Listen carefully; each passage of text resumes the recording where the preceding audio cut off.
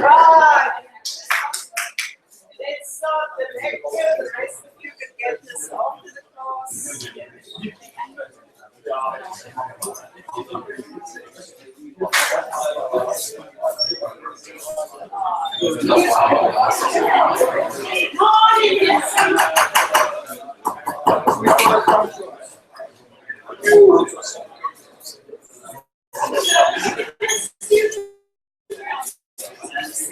Right, ladies and gentlemen, a reminder.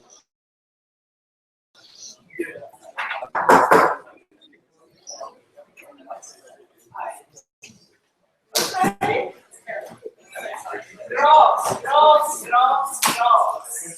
So we decide, well, in the end, that the way we are going to represent the graphs with the so-called adjacency list. So what is an adjacency list? It's an array with one entry for each of the nodes. Yes. And then every entry indicates the edges from this node, which indicates the edges leading from node 0, for example. So in this graph, 6 is joined to 0, 2 is joined, 1 is joined, can't even read that, 3, I think. Yeah, 5. Okay. And the order in which these entries are given is essential to the specific order in which the algorithm works, but it does not influence the performance of the algorithm. Okay. So this is simply input dependent. For example, if you look at this graph on page 5 to 5, the order is this. I get an edge, I get 13 nodes, and incidentally 13 edges, but usually the number of nodes and edges. I find it a silly example that they do that, but okay, that's just a coincidence, okay? Right, and then the first edge we get, I can't read this. 0 goes to,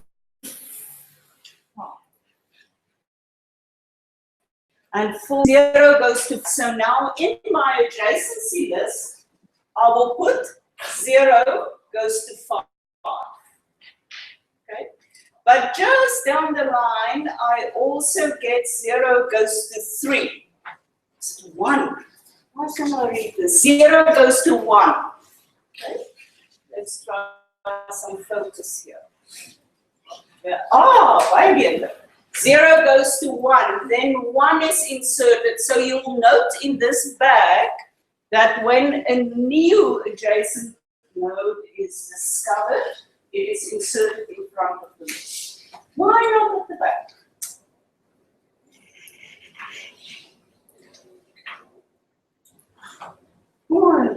So here's the I have an adjacency list, which is an array which points to a linked list.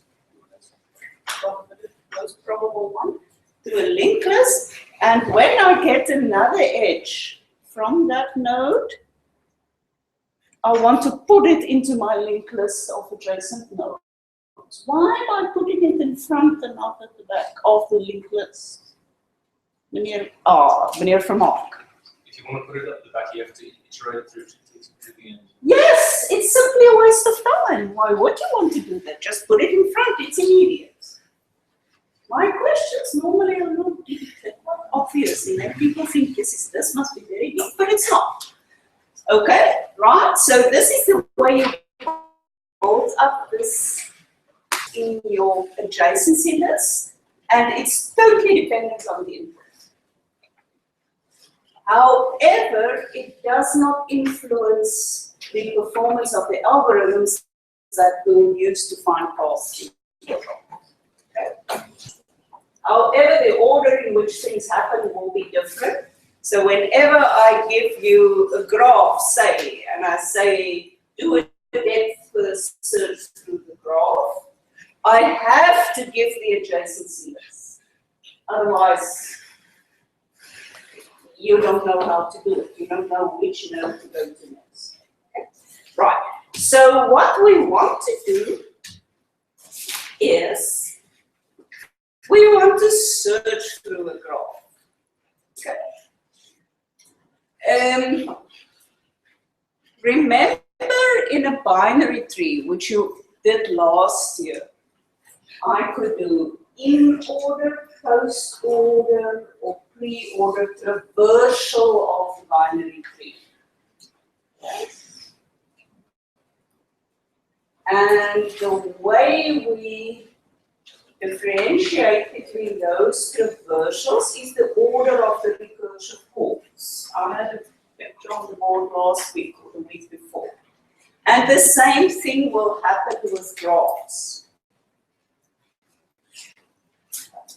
In a certain sense, if you give me a graph and you tell me that I want to do a depth first search through the graph, it's simply that I will let my recursion go as far as it can before I fall back, and then go as far as I can before I go back. Yes. The opposite of a depth first search is a breadth. In Afrikaanse tong kan dit ons nou nie sien. 'n breedte eerste soektog, 'n breadth first search. That means I am somewhere, and then I look at the next level of nodes. All of them, all the nodes that are one position away from me. So I'll go here and go back, and go there and go back, and go there and go back, and go there and go back. Okay? A depth first search says I start here and I go as deep as I can before I fall back, and then go as deep as I can before I fall back. And the whole aim is I can either search for a single particular node, or I can simply try to traverse all the nodes of the graph. So we call it first search. You can terminate when you reach a given node, or you can say, well, use this as a traversal algorithm. So the code is, which I absolutely love about Sedgwick, the code is totally trivial. And the way depth first search will work is, it will say, I am at the start node, the beginning. And that is always node 0 because I'm going through my adjacency list. And then whenever I visit a node, I mark it as having been visited. So that I don't visit a single node more than one time. So every time that you get to a node with your recursive traversal, every time you get to a node and you say, well, the next one I have to go to is X. Whoops, but X is marked, so I'm not going to go there. Okay, then you skip a marked node. In a certain sense, the book compares it to going through a maze, but this confused me. But okay. The idea is I start with a certain, and then I go through an unmarked passage. There must be some games that have this idea of a maze where you have a string, where you have breadcrumbs or a string that you trail behind you. Yeah. And every time you get to an intersection, you mark it. So here I go, I am here, I go there. It's an intersection, I mark it, I trail my string over there, I mark. And then I need to traverse this passage, but I see that the intersection there is already marked, so I go back and I go back and I go to the next one. kind of idea. Okay. So the code is really just keeping a Boolean array of the size of the number of nodes so that I can mark, have I been at this node before or not? And then my depth first search is simply the following. I enter my depth first search with my graph and the given node. I mark that node is true, I am now there. Then I count. Count is useful later on, so just live with it for a moment.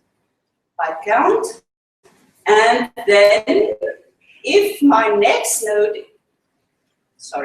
and then for every node in the adjacency list of the current node, I see if that node is marked. If not, I depth first search. Okay. So if you want to go back to the example, I would start at node 0. I would look, I do my marking and so on, and then I go to the first through a for loop that will visit every one of these nodes because they're adjacent to node 0.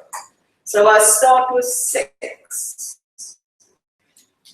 I do a depth first search on 6. Here I am at 6, but wait, 0 has already been marked. So I'm not going on there, I'm going to go directly to 4. And then I go to node 4 because now I have to do 6 is marked, 0 is marked. I have to depth first search on 4. I go to 4. I depth first search on 5. I go to 5. I depth first search on 3. Yes, I put myself here. She needs for me. 3, 3, 3, 3. 5 is marked already, and I think 4 is marked already. So I just bump back my recursion to the last place where I put it. Okay. So I would expect you,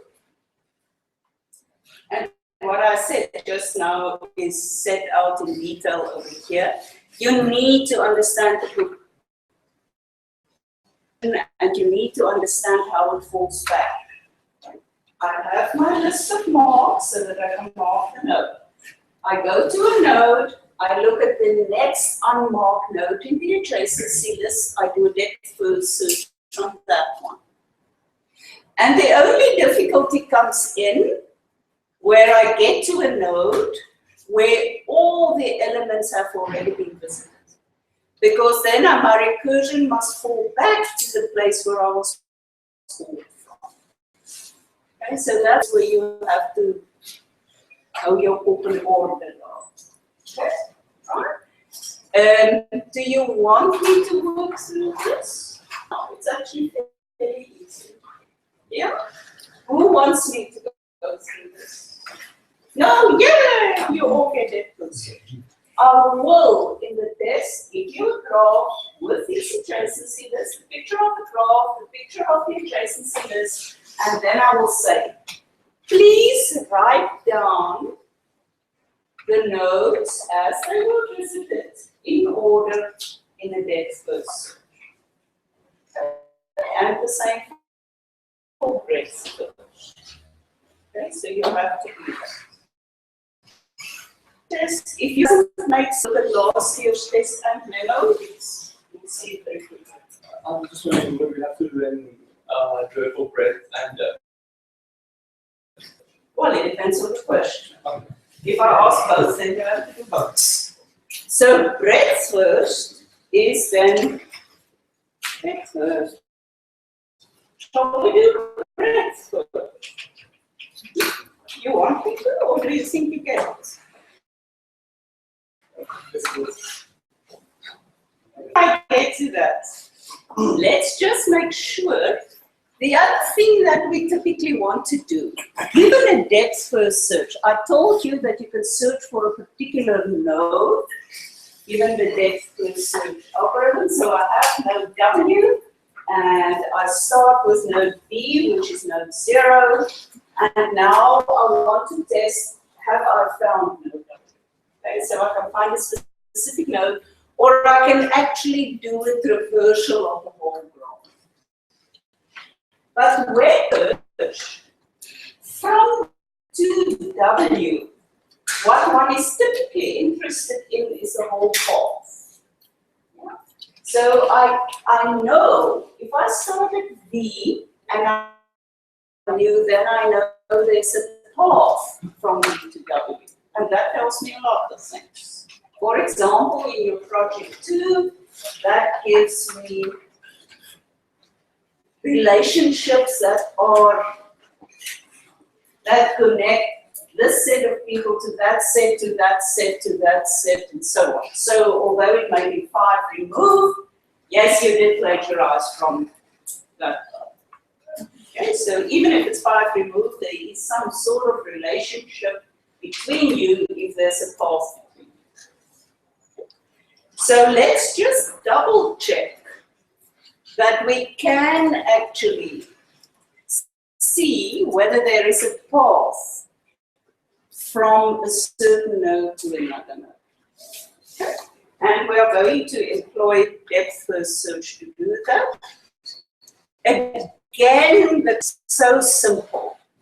We define something which has path to, yes, and that is just what we did now with the depth first search. So to find out whether there is a path between V and W, all I have to do is check whether it has path to. So I keep on going on and on until I reach, if you give me V and W and you say, is there a path between them? I start with V and then I do a depth first search. Every time when I get to a new node, I check, is this W? If you have done the whole depth first search without having found W, it means there is no path. In an undirected graph, that means you have a graph that is not connected. So we concern ourselves with connected graphs. Okay. So the full code then for the paths is very easy. I'm going to do my usual depth first search. Yes, and I'm going to iterate until I get to the desired node. Very easy. How? Yeah. Okay. Good enough. Proposition A has been skipped. Let me go back. There we are. Depth first search marks all the vertices connected to a given source in time proportional to the sum of the degree of the nodes. What am I talking about?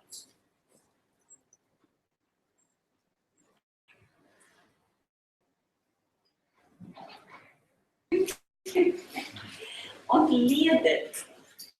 If you're in a test and you don't know what the sort of debug and kind of swing back up the question, so break up this proposition into parts that make sense. Depth first search mark all the vertices connected to a given source. So I'm starting at node 0, and if these things are connected in all connected component, I am going to get all of the nodes. Right? So I'm going to mark all of them. Can you live with that? Yes? In time proportional, okay, so approximately, it takes so long to do this, the sum of the degrees of all the vertices. Okay, now what is the degree? Just travel every edge.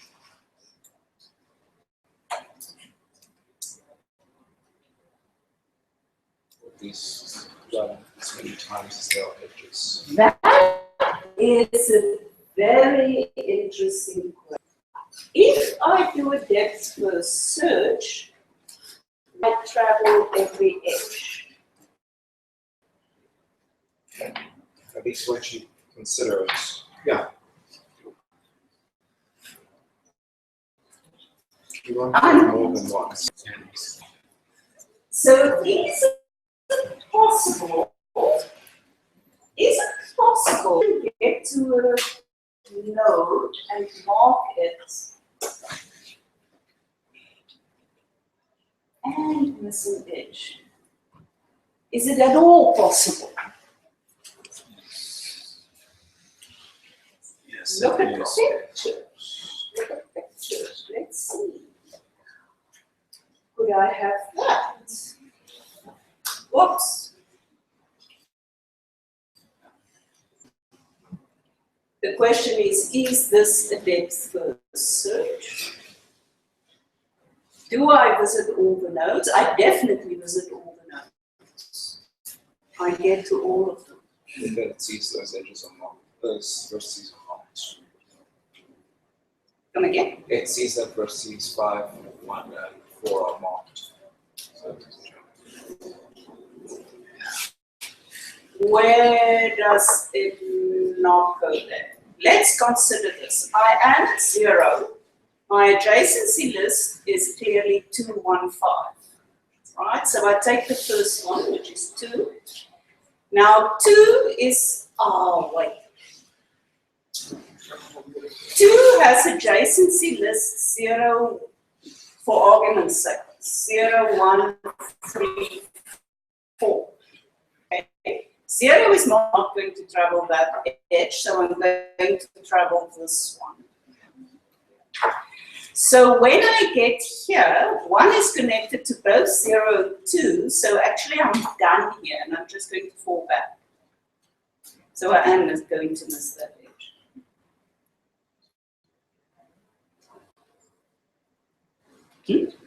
Happy? Thank you very much. Okay. So you might think that your time is proportional to the number of edges, but it's not. In a certain sense, it has something to do with it, but you cannot simply say it will definitely be that. But be very careful, because proposition A gives that impression, but it simply says time proportional to. So it doesn't capture it in a very nice recurrence relation. It says in time proportional, which means thumb sucking, roughly, approximately. Yes. Because what they do is they look at the adjacency lists and they travel them. Yeah. So you remember that the degree of a node is the number of links leaving it. Right? So they take that sum. That sum, but you know you must visit all the nodes. So to get nearer to the truth, you actually say first it will be the sum of the degrees of the vectors. It depends on what you count, because you don't travel them per se, but you do have to test them. So you do compare to see if that is something that's marked already.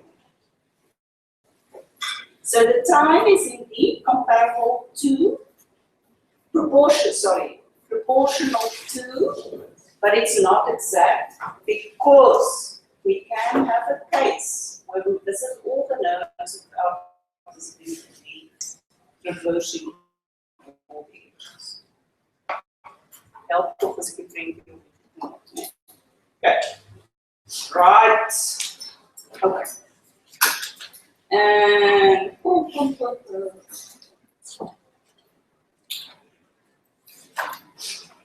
breadth first, which I promised to do. So let's do it. Breadth first, in a certain sense, tries this trick. I am here. Instead of going from here to there before I have to stop and go back, So instead of going as deep as I can, I'm going to cover every node in the adjacency list. And then do that repeatedly.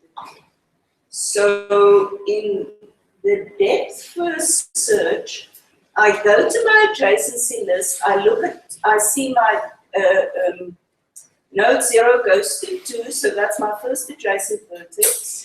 And then I do 2, and 2 I have to cover 1, and from 1 so I'm going deeper. With the depth first search, I'm going to consider 2, 1, and 5 next to each other. So those are the nodes I'm going to visit in that order. And then when that is finished, I'm going to look at everything coming from 1 and everything coming from 5. Yes? Does that make sense? So this is an idea of how it would work. Incidentally, okay. So what we want to do in the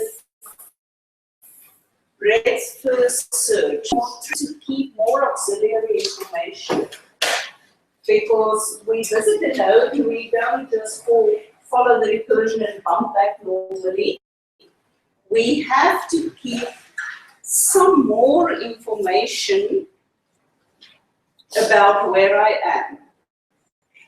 Okay? So the breadth first search also marks the nodes as previously. So you saw this in depth first. So nodes, I visit there. Then I'm going to keep something too. Yes. Does this thing have an edge too? And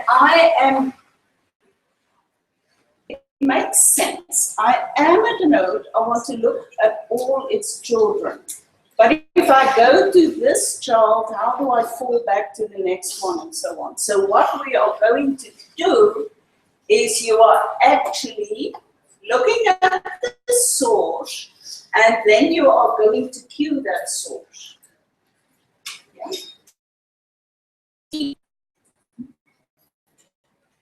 Keep the list of, as you go here, you go there, but now you want to go to the next one.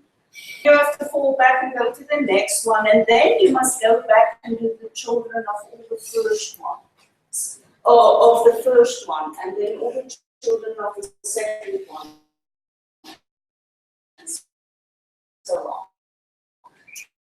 So you have to be more information to do.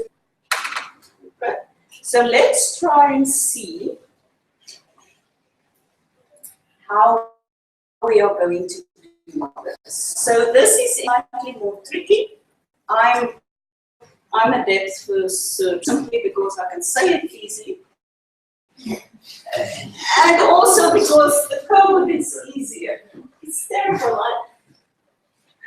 I sigh a deep sigh whenever I have to give this lecture because I have to pull my tongue around. Okay. So let's work through this and see how it goes. So this is a slide intensive search. So why would we ever want to do it? Well, it depends on the application, right? Sometimes in an application you want to have things nicely layered hierarchically and visit them on each layer, and in that case, that breadth first is easier. As computer scientists, we're given a choice. If I say traverse all the nodes of the graph, they just do depth first. It's just logical and very easy. Okay, so let's have a look at this graph. I want to go right from here. Okay, so here is my original. Yes, there's a picture of it. And let's go through this. Firstly, I'm going to start at node 0, so I have to mark it. But what I also want to do is I want to put the node where I am now on the queue. You remember the hierarchical layers. So I'm at layer 1 if you want to. I'm at the root, the top layer, so I put it on the queue. And then my adjacency list tells me that I have a link to 2, to 1, and to 5. Right? So to start processing, I remove 0 from the queue and I push 5 on the queue. You see, you remember the next hierarchical layer in your graph. Okay? Right. This is not necessarily, you know, a nice picture like I'm doing with my hands now, as in a tree. But the next hierarchical layer is all the nodes that is in the adjacency list of the current nodes. Okay? It's just nice to think of it as organized somewhat in a tree. Okay? So there we are, and I push 2, 1, and 5 on the okay? But if I push 2, 1, and 5 on the queue, that means I'm going to visit them. So I am going to mark each of them because I found them now. Right? So they visited.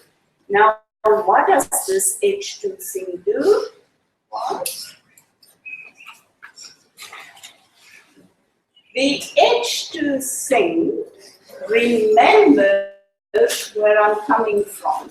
So I remember that 1, 2, and 5, all of them come from 0. So I'm going to put a 0 so that I know that they originally came from node 0. Okay, right? So I have done that, and now I want to process my queue, right? So I'm going to remove 2 from the queue, which means I'm left with 1 of 5. Yes, but because I'm now processing 2, it means I have to push all the things adjacent to 2 on the queue unless it has been marked or is already on the queue. Okay. So 0 has been marked, so I don't need to push it again. 1 is already on the queue, so I have to push 3 and 4 on the queue. Yeah? Okay. And there we are, there is my queue. I remember that 3 and 4 came from 2. Yep. Okay, then we continue. I look at the top of my queue, so that's where your processing occurs. The top of my queue says 1. I remove 1 from the queue.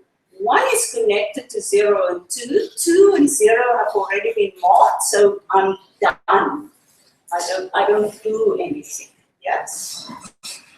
Right? So then the top of my queue becomes 5. This is slightly more interesting because 5 is connected to 0 and to 3, but 0 is already on 0 is already marked, 3 is so basically I'm finished. Yes. So my recursion bounces back. Remove 5 from the queue, check that all its adjacent vertices are marked. Then I look at the top of my queue and I see a 3. All the adjacent vertices had been marked, 5, 2, and 4. Yes. And then finally, 4 is at the top of my queue and I'm finished. Okay, so in an abstract sense, I look at the node, I look at all its adjacent vertices immediately, but I have to remember where I came from. Right? And then I go to the first one and I do all its adjacent vertices, and then the adjacent vertices, the other one, adjacent vertices, the other one. If you think of it in the tree sense, which can lead to some misconceptions, but the idea is there. And you can still get the job of code doing what you have to do, but at the cost of having to remember where you're coming from. I don't like the algorithm. Why is it? It's really swissing. It's useful, but to me it's slightly more confusing than the vectors. I don't know why, maybe it's a person. But for each of these algorithms, just as with binary trees, you have to understand the Java. If I give you the Java and say what's wrong, you have to fix it, as in the previous test. If I give you an example and the adjacency list, you must be able to do both the depth first and the breadth first. And then you have to write down the order in which you present the vertices. Okay? And it's a great question because it's so easy to mark. It's either there or it's not there. Okay, right? This brings us to proposition B. For any vertex reachable from S, spread BFS. Isn't that from the board? What is that monster? That giant board? BFG. Yes, damn it. Okay, well, right, there you go. For any vertex reachable from S, BFS computes the shortest path from S to B. No path from S to B has fewer edges. Now, why would that be the case? And why is that not the case for textbooks?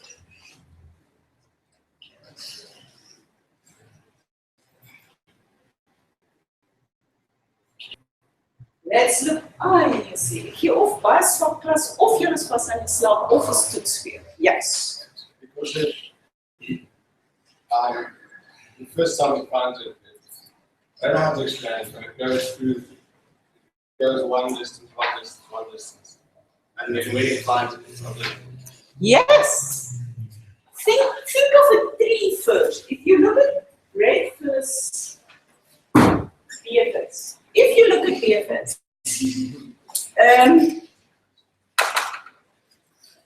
and you think of these layers in a certain sense, I start at a node S, then I look at all the nodes adjacent to S. So they're distance 1 away from it. And then for each of them, look at all their adjacent nodes, which is distance 1. Yes? So if I hit upon a node W, I must have the shortest loop between the two. Okay? I couldn't have gone through something which took 3 extra edges to get to the same thing. There might be connections with 3 extra edges somewhere along the line, but I will definitely find the shortest one. Okay? And this one, you have to know for the test, what we use induction, which I particularly like. The queue always consists of 0 or more vertices of distance k from the source. Yeah, so I am at a certain point. If I look at that queue, the vertices on that queue must be in my kth step. Okay. So the kth picture that I drew over here. If I find 4, let's look at possible paths to 4. The shortest path clearly is length 2. Yes, but I could have done this, and that would have been a longer path. Yeah. But by the time I hit 4 on the queue, sorry. On the queue, here I am, initially step 1, step 2. By my second picture, I get that 4 on the queue. Yes, and that is what you were trying to say as well. I'm stepping 1 step. Everything that's 1 step away from me, I get. And then I go to the next one. The node, it must be the shortest possible path. Okay. So from the induction, the way the job works is when I push a node on the queue, it's the first, well, it's push it on the queue once. When I push it on the queue, I am distance K away. K is the shortest path from B to this node. Okay. So this one, it's a nice argument. It's not very formal, but I think you can learn something from going through that proposition. Okay, so let's then think of the worst possible scenario. What is my time proportional? Remember that in DFS with the depth first search, my time was proportional to the sum of the nodes, which is somewhat difficult to imagine. I have nodes, so depth first search might not do so well in a dense graph, because that degree will be high in a dense graph. In a sparse graph, that degree will be smaller in general. And here I have a very nice result. With BFS, my time is proportional to B plus E. Remember that in DFS, if you look at the degree, nodes are connected to, a single node can be connected to many other nodes, so you count twice as well. You count those degrees. Yes, you see this? Yeah, I count them twice. Each edge is counted twice. Over here, my worst case is time proportional to B plus. The same argument as before, I mark all the vertices connected to S in time proportional to the sum of their degrees. If the graph connected, the sum equals the sum of the degrees of all the vertices, which is 2.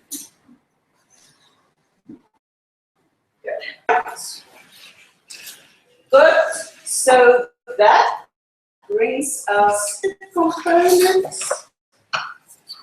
We are not going to do symbol graphs. However, for your project, I suggest you do read this section on symbol graphs, but it's not for the testers.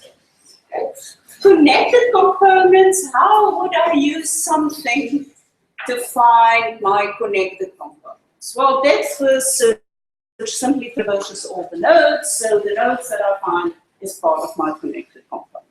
So once I have that depth first search, I have everything. I can find the connected components, I can find whether two nodes are connected, I can find the paths between any two nodes, and so on and so on. Okay? So this one you can read as well. It's just more of the same. I'm not going to go into detail, but please work through the example a bit. It's slightly more tricky. Instead of the H2, you now have something called IB, but the principle is the same. So DFS is easy to understand.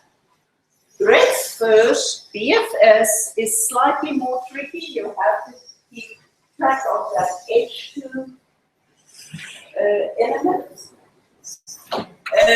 So even if you understand DFS, then BFS is slightly more complicated, but not too much.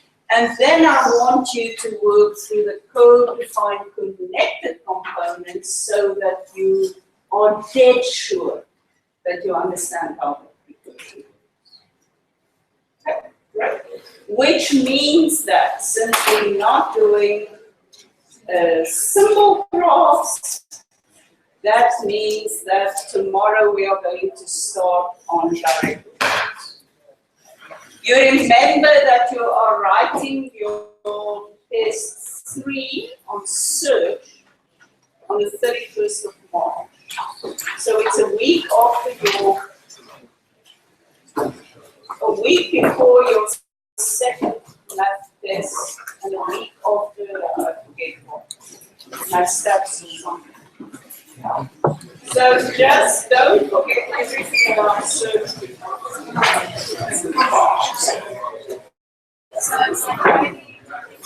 Mr. Hush, are you here?